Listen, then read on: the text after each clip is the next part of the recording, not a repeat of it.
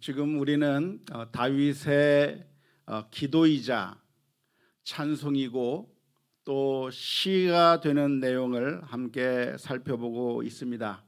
사무엘하 22장에 기록된 이 다윗의 시는 비교적 굉장히 긴 분량의 시인데요. 우리가 이 시를 살펴볼 때에는 처음부터 끝까지 쭉 한꺼번에 읽어야 그 의미가 제대로 비로소 생생하게 우리들이 이해할 수 있을 겁니다. 중간중간 나눌 것이 아니라 처음부터 마지막까지 시를 한꺼번에 읽어야 그 시가 무엇을 말하고 있는지에 대해서 전체적으로 크게 볼 수가 있을 것입니다. 하지만 이 시가 여러 단어로 구성되어 있기 때문에 그리고 시간 관계상 조금씩 의미의 단락으로 지금 나누어서 살펴보는 가운데 오늘은 그 두 번째 시간이 되어서 8절부터 20절 말씀까지 살펴보게 됐습니다. 지금 지난번에 살펴본 내용 가운데서는 이 다윗이 노래하기를 하나님은 여호와는 나의 방패시요 요새시요 피난처가 되시고 나를 구원하셨다고 하는 그 놀라운 하나님의 구원에 대해서 노래했다고 하는 것을 우리가 살펴보았는데요. 오늘 8절에서부터 20절 말씀 가운데서는 어떠한 내용을 묘사하고 있다고 생각이 되십니까? 오늘 이 말씀을 읽으면서 무엇이 연상이 혹시 되신 게 있습니까? 이 말씀을 읽으시는 가운데 한번 제가 다시 한번 몇 절을 읽어드릴 텐데 이 구절들이 무엇을 연상시키는 것인지 한번 생각해 보시기 바랍니다. 10절 말씀에 보면 그가 또 하늘을 들이우고 강림하시니 그의 발 아래는 어두캄캄하였었도다. 14절에서도 이렇게 표현하고 있는데요. 여호와께서 하늘에서 우레소리를 내시며 지존하신 자가 음성을 내시며 16절과 17절 말씀에서는 이렇게 표현합니다. 이럴 때 여호와의 꾸지람과 콧김으로 말미암아 물 밑이 드러나고 세상의 기초가 나타났도다.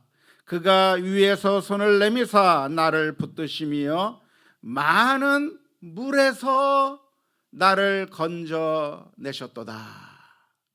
지금 다윗이 묘사하고 있는 이 장면들을 보면서 혹시 연상이 되는 그림이 그려지는 장면이 혹시 있으십니까?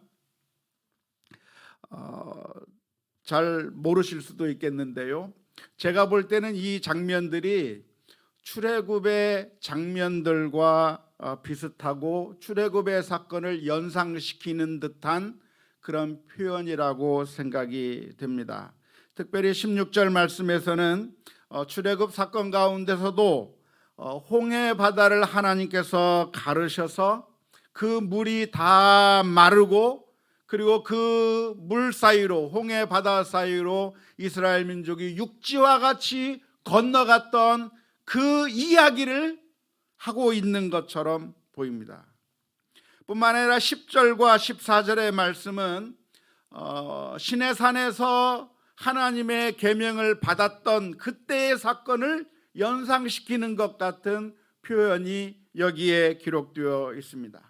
모세가 하나님 앞에 나아갔을 때 하나님께서 나타나시고 큰 우레소리를 발하시며 그 가운데 그 모세에게 십계명을 주었던 그 사건의 이야기를 묘사하는 것처럼 보이는 것이 오늘 본문의 말씀입니다.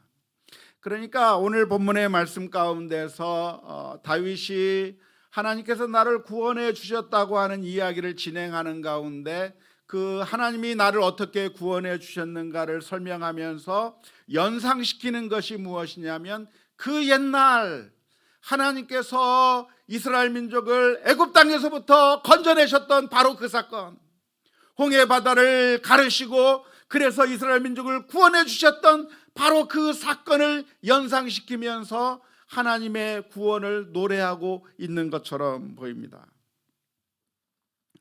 왜 다윗은 갑자기 이 부분에서 출애굽을 연상시킬 것 같은 그런 이야기를 하고 있는 이유가 무엇이겠습니까?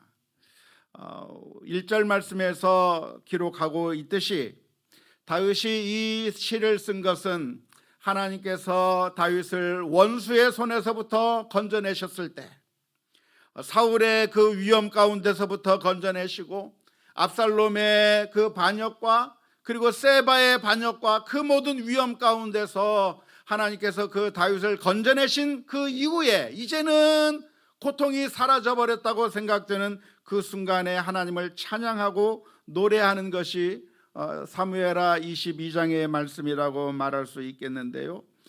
그런 자신의 그 구원의 사건, 하나님께서 구원해 주신 사건을 노래하면서 이 다윗은 7절까지 무엇을 노래했냐면 하나님이 나의 방패시다, 하나님이 나의 요새시다, 하나님이 나의 반석이시라고 고백하면서 그 위험한 상황 가운데서 하나님께서 나를 어떻게 보호하시고 하나님께서 어떻게 나의 구원자가 되셨는가에 대해서 7절의 말씀까지 묘사하면서 설명해 주었습니다. 다윗은 군인이었는데요, 하나님의 그 구원을 노래할 때, 하나님의 은혜를 노래할 때 군인 같은 표현을 씁니다. 다윗이 쓴 시는 그 소재가 진달래꽃이라든지 아니면 장미꽃과 같은 그런 서정적이고 정말 아름다운 꽃 이야기, 들 이야기를 하면서 시를 쓰는 것이 아니라 다윗의 시를 보면 군대 용어가 자꾸만 나옵니다. 그런데 이 다윗의 시가 군대 용어들이 많이 나오고 있는 것은 사실 그의 삶 자체가 전쟁으로 일관되어 있었고 무시무시한 칼과 그리고 창 그리고 방패와 요새 같은 것들로 그렇게 살아왔던 사람이었기 때문에 자신이 직접 볼 수 있는 그것들을 사용해서 시를 쓴 것이라고 할 수가 있겠는데요. 장미꽃이나 진달래꽃이나 벚꽃과 같은 것만 시가 되는 것이 아니라 사실은 우리에게 주어진 모든 것들이 하나님께서 우리들에게 주신 것이기 때문에 그 무기였던 것도 하나님을 노래하는 것이 되고 하나님을 찬양하는 그 재료가 되었다고 하는 것을 볼 수가 있는데요. 7절까지는 지금까지 다윗이 싸웠던 그 여러 가지 도구들을 이용해서 하나님께서 어떻게 나를 구원해 주셨는가, 하나님께서 어떻게 나를 보호해 주셨는가를 노래하고 있다가 갑자기 이제는 8절에서부터 그 분위기를 바꿔서 출애굽의 이야기를 전개해 나가고 있습니다. 사실 다윗은 출애굽 시절에는 없었던 사람입니다. 다윗보다 한참 전의 이야기가 출애굽의 사건이기 때문에 다윗은 출애굽을 경험해 본 적도 없습니다. 이미 과거의 이야기이고 한 번도 경험해 본 것도 아니지만, 그런데 다윗은 그때 있었던 이야기들을 상상력을 동원해서 노래하면서 그때 있었던 그 구원의 사건이 역사상 한 번 있고 끝나버린 사건이 아니라 그때 역사해 주셨던 그 하나님께서 나를 구원하시고 나를 어려움 가운데서 이끌어내시고 나를 살려내셨다고 하는 그 사실을, 자신의 이야기를 오버랩시키면서 하나님의 그 놀라운 역사를 찬양하고 있는 것입니다. 다윗은 비록 자기가 출애굽의 사건을 경험해 보지는 않았지만 하나님께서 출애굽의 사건을 일으켰던 그 이야기를 대할 때에 그냥 그 옛날 있었던 하나의 옛날 이야기로만 듣지 않았습니다. 출애굽의 이야기를 생각할 때 그냥 그런 일이 있었나 보구나 하고 끝나버리지 않았습니다. 마치 자신과 전혀 상관이 없는 그런 객관적인 입장에서 그때 어떠한 일이 있었는가에 대해서 냉정하게 묘사하고 있는 것이 아니라 정말 그 사건을 열정적으로 자신이 그 안에 들어가서 그 사건을 마치 경험하고 있는 것처럼 성경을 읽고 그 이야기를 풀어내고 있는 거죠. 마치 이 다윗의 그 관점이 무슨 관점이냐면 정말 냉정한 신문 기자의 관점이 아니라 축구 중계를 하고 있는 그런 아나운서와 같은 마음으로 그 출애굽의 사건을 바라보고 상상하는 것입니다.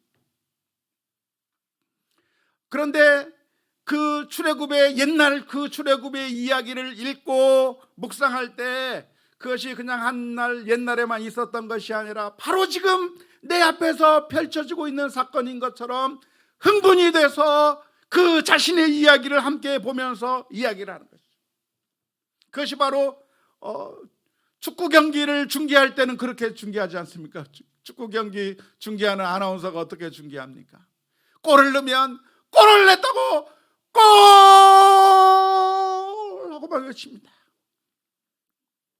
골을 먹게 되면 아이고 골이 들어갔다고 안타까워하면서 중계하는, 자기가 그냥 방관자로 제3자로 서 있는 것이 아니라 그 경기에 하나가 되어서 그 경기를 바라보는 것과 같은 그런 마음으로 다윗이 출애굽의 사건을 바라보는 것입니다. 지난주에 텔레비전 프로그램 가운데 보니까 뭉쳐야 쏜다라고 하는 게 이번에 또 생겼더라고요. 보셨습니까?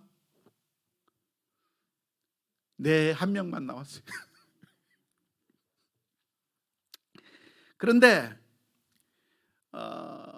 허재와 현주엽이라고 하는 두 농구 거장의 팀으로 두 편을 나눠 가지고 커피 100잔 쏘기 게임을 하는 거예요. 그런데 허재 팀과 현주엽 팀이 있는데 허재와 현주엽은 그날 뭘 하기로 했냐면 아나운서를 하기로 했어요. 그런데 그 아나운서 역할을 하다가 아나운서 역할만 하고 있을 수가 없는 겁니다. 막 하다가 갑자기 허재가 소리를 지르는 겁니다. 야, 뛰어! 왜? 아나운서로만 머물 수가 없어요. 자기 팀이고 자기 팀이 이겨야 하기 때문에 거기에 그 경기 안에 몰입이 돼서 아나운서가 그냥 냉정하게 아나운서만 하는 것이 아니라 작전을 지시하고 소리를 지르고, 그래서 박수도 치기도 하고 감탄하기도 하고 아쉬워하기도 하면서 그 경기를 바라보고 있는 것을 보았습니다.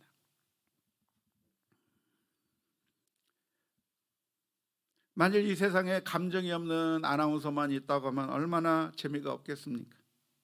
아, 예, 골입니다. 한 골, 우리 팀이 한 골 넣었습니다. 아, 그런데 심판이 오프사이드라고 해서 골이 취소됐군요. 예, 골이 아닙니다. 그게 아니죠. 우리가 성경을 읽을 때도 역시 마찬가지입니다.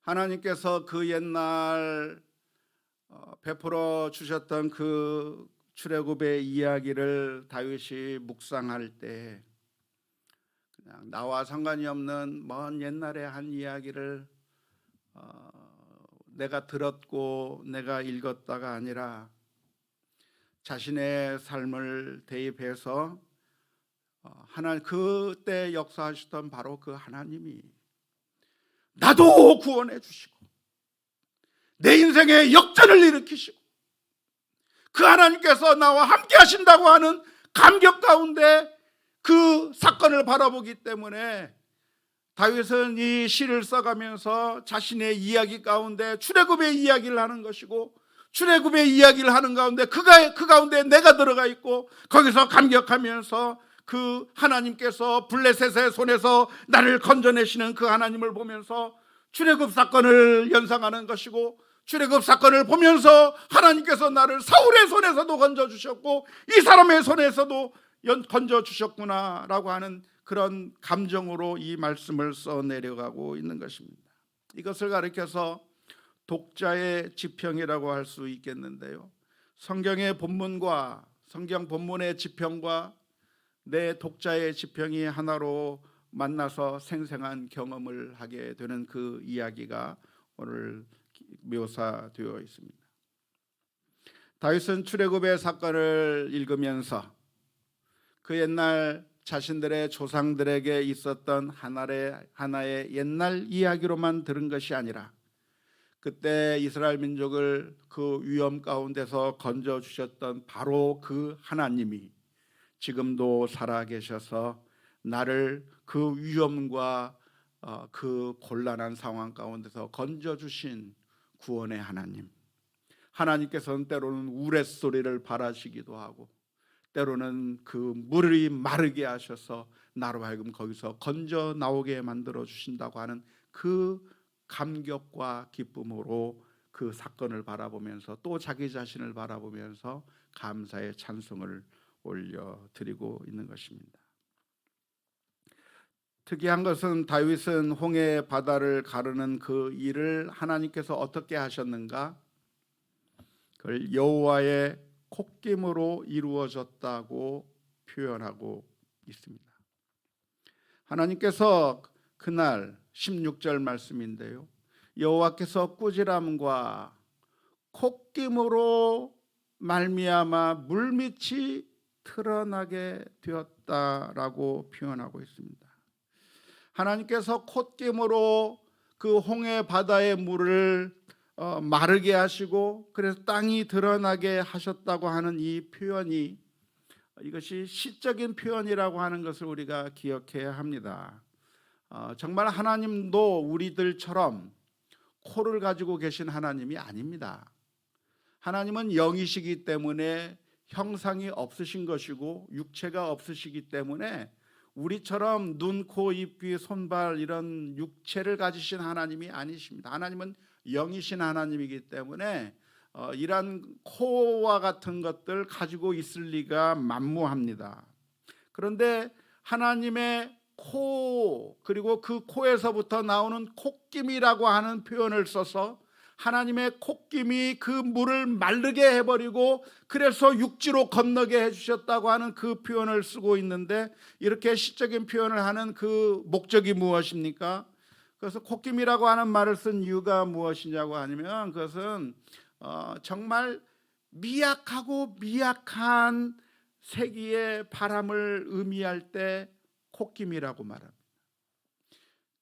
제일 센 바람은 뭡니까? 태풍이 부는 거죠. 태풍이 부는 것은 엄청난 바람이죠. 그런데 이 세상에서 가장 미약한 바람이 뭡니까? 그건 콧바람이에요. 콧바람으로 뭘 할 수 있겠어요? 콧바람으로 할 수 있는 것이 아무것도 없는 거죠. 만일 우리가 딱지치기를 한다고 하면 콧김으로 딱지를 넘길 수 있습니까? 못 넘겨요. 그럴 힘이 없는 게 콧김이에요. 우리가 무엇인가 한다면 바람을 불어서 먼지를 다 쓸어버리고 잔디를 깎은 다음에 그 잔디 그 깎은 것들을 다 치워버리기 위해서 바람을 불어서 치워버린다고 한다면 강력한 바람을 쐬서 치워버려야 치워지는 것이지 콧김으로 치울 수는 없잖아요. 그런데 지금 다윗이 표현하고 있는 것이 무엇이냐면, 그런데 하나님께서 홍해 바다를 어떻게 가르시고 그 물들을 마르게 하셔서 묻이 들어가게 만드셨는가? 하나님이 무엇으로 그렇게 하셨는가? 콧김으로 하셨다는 겁니다.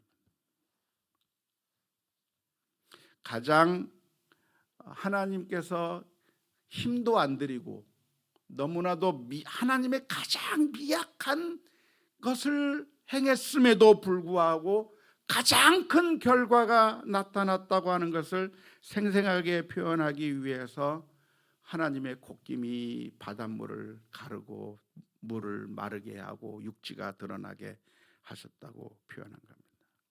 그러니까 여호와의 콧김으로 물밑이 드러나게 하고 세상의 기초가 드러나게 했다고 하는 이 표현을 우리 한국식으로 표현하면 어떻게 표현할 수가 있겠습니까? 하나님께서 물을 마르게 하고 갈라지게 하는 것을 식은 죽 먹기처럼 했다. 또 뭐라고 표현할 수가 있겠습니까? 누워서 떡먹기처럼 했다. 우리나라는 표현을 먹는 걸로 표현을 해야 돼요. 한참 못 먹었던 시대에 우리가 살아가지고 모든 표현들이 먹는 걸로 표현해. 그래서 식은 죽 먹기처럼 쉬운가? 누워서 떡 먹기처럼 쉬운가? 여담인데요.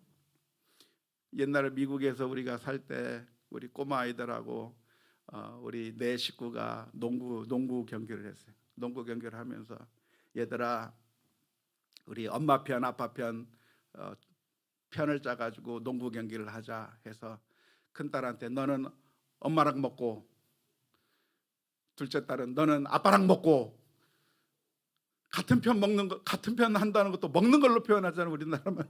그렇게 하자 그랬더니 우리 둘째 아이가 알았어. 그러면서 빨리 어디 가더니만 먹을 걸 가지고 오더라고요.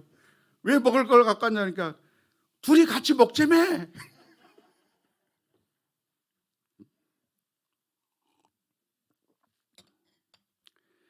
하나님의 콧김으로, 가장 미약한 바람으로 하나님께서는 홍해를 갈라버리셨다는 거예요.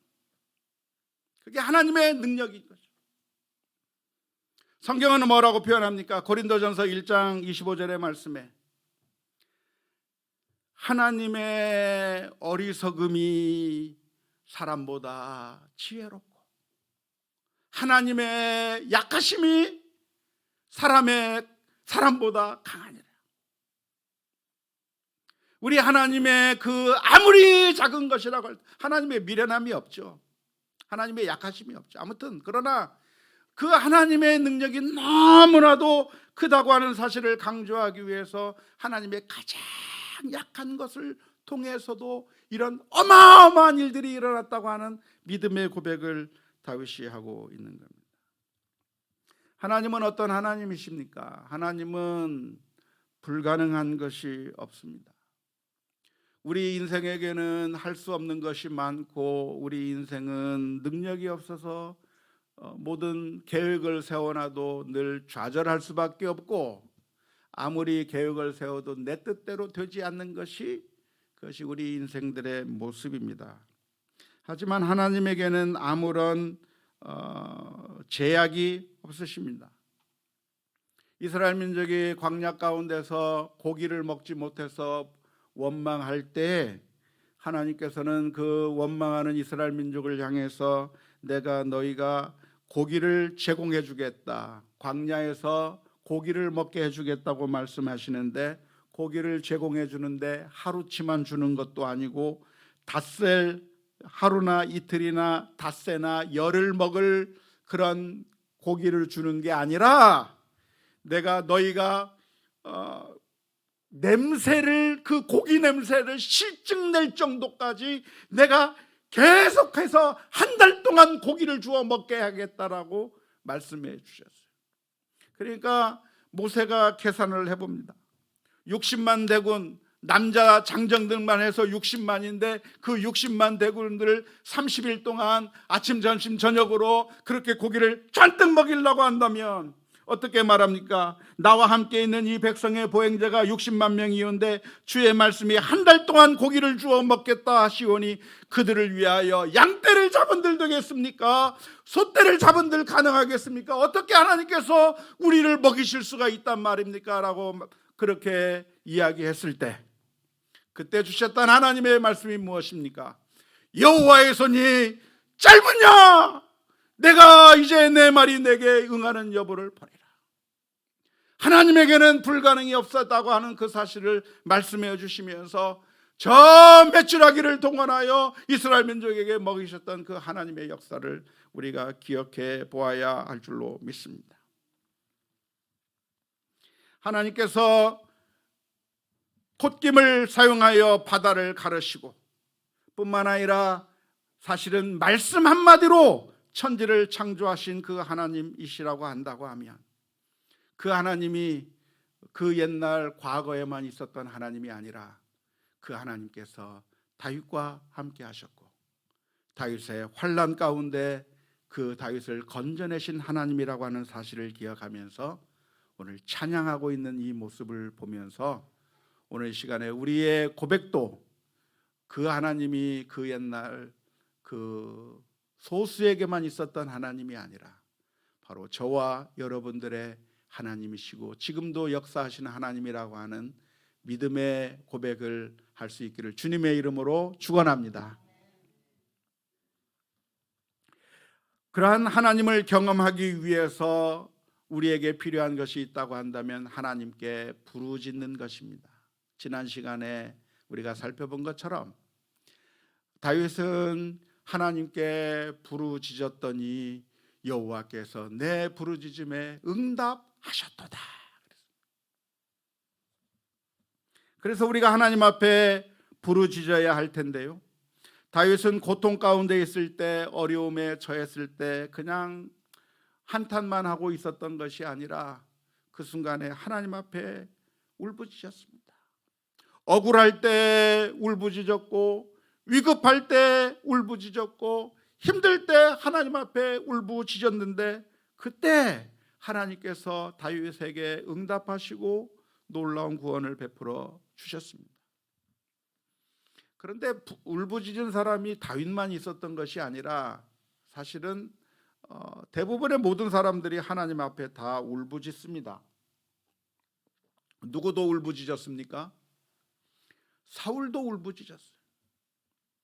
전쟁에 나갈 때 사울은 하나님 앞에 나가서 제사를 드립니다. 하나님 도와주세요라고 울부짖었습니다. 블레셋 민족이 쳐들어왔을 때 이스라엘 민족은 하나님 앞에 울부짖으면서 우리를 저 블레셋 민족에서 구원해달라고 그렇게 했습니다.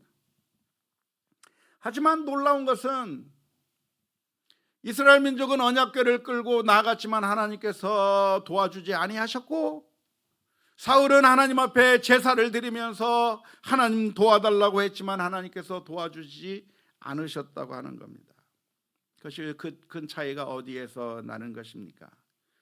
그것은 대부분의 사람들은 하나님 앞에 나아가는 것이 하나님의 인격 앞으로 나아가는 것이 아니라 하나님께서 우리들에게 줄 수 있는 그 효용 가치만을 바라보면서 그 효용 가치가 너무나도 좋아서 그래서 그 하나님을 이용해 먹으려고 하는 마음으로 하나님 앞에 나아간다고 하는 것이 어쩌면 가장 큰 차이점이라고 할 수 있을 것입니다. 사울은 제사를 드렸지만 하나님을 사랑하기 때문에 제사를 한 게 아니에요.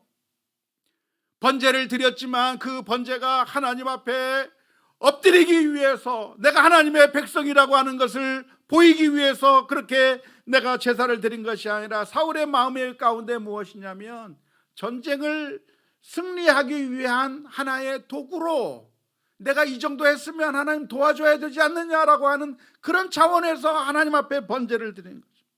언약궤를 끌고 가는 것도 역시 마찬가지입니다. 그런데 다윗의 관점은 무엇입니까? 지금까지 우리가 사무엘상과 사무엘하를 통해서 다윗이 어떻게 하나님 앞에 나아갔는가를 계속해서 살펴보았는데, 하나님께서 그 다윗에게 왜 응답해 주실 수가 있었는가? 다윗은 그 전쟁에서 승리하는 것 자체가 목적이 아니에요. 다윗의 목적은 무엇이냐면 인격적인 하나님 앞에 나아가는 거예요. 그 전쟁에서 이기는 것이 목적이 아니라 하나님, 과연 이 전쟁 가운데 하나님의 뜻이 무엇입니까? 가야 합니까? 가지 말아야 합니까? 지금 이 순간에 하나님의 뜻이 무엇입니까? 내 뜻이 중요한 것이 아니라 내가 이미 결정해 놓고 내가 이 전쟁에서 이겨야 되겠다고 하는 목표를 정해놓고 하나님, 그러니까 나를 위해서 들어주세요가 아니라 다윗의 마음은 하나님 앞에 전적으로 순종하는 겁니다. 내가 성전을 지을 테니까 하나님 성전 짓는 거 잘 짓게 도와주세요. 그렇게 해서 내 뜻이 먼저 앞장서고 하나님이 그 내 뜻에 복종하는 그런 관계로 나간 것이 아니라, 하나님 내가 성전을 짓고 싶어요, 하나님을 사랑하는 마음으로 짓고 싶어 했는데 하나님께서 짓지 마라. 그때 다윗은 짓지 말라고 하는 하나님의 말씀 앞에 100% 순종합니다.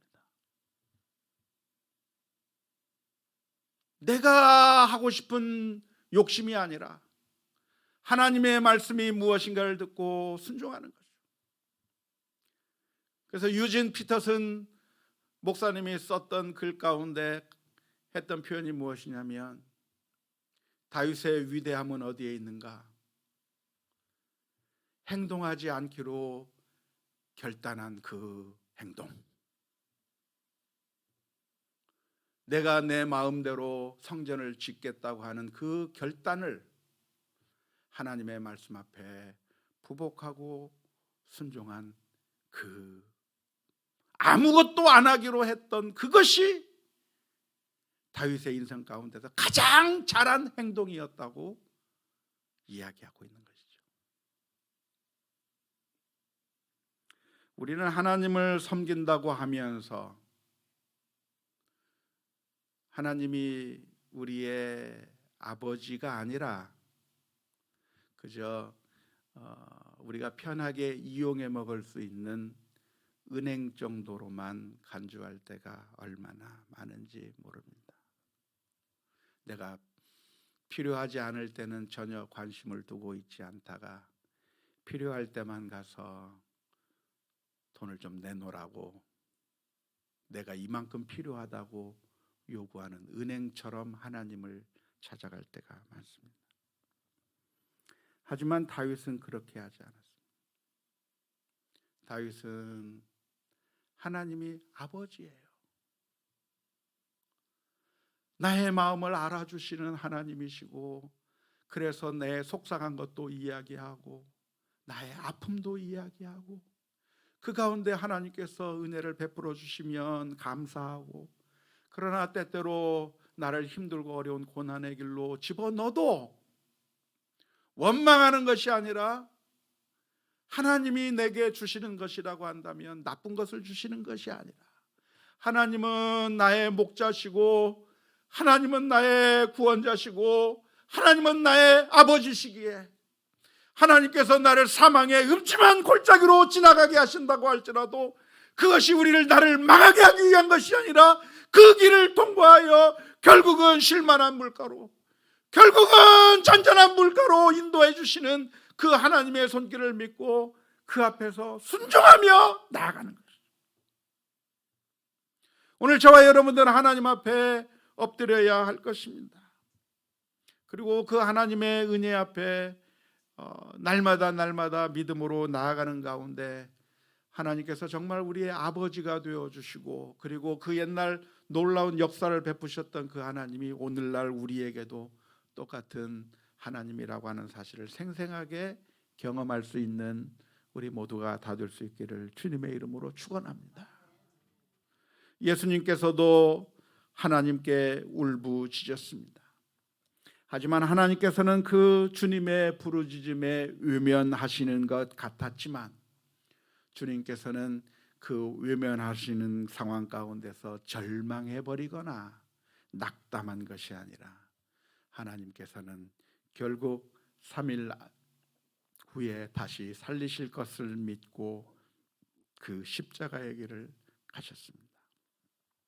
지금 당장 힘들다 하더라도 절망할 것이 아니라 하나님이 나의 아버지시라고 하는 사실을 기억하면서 그 하나님이 우리의 그 옛날 역사하셨던 그 하나님께서 오늘날 우리들의 삶 가운데서 어떻게 역사해 주시고 어떻게 은혜를 베풀어 주실지 매 순간순간마다 하나님의 마음을, 하나님의 그 존전 앞에 나아가서 그 마음을 깨닫고 그 하나님의 은혜를 누리며 살아가는 그런 믿음의 결단들이 우리 모두에게 있을 수 있기를 주님의 이름으로 축원합니다.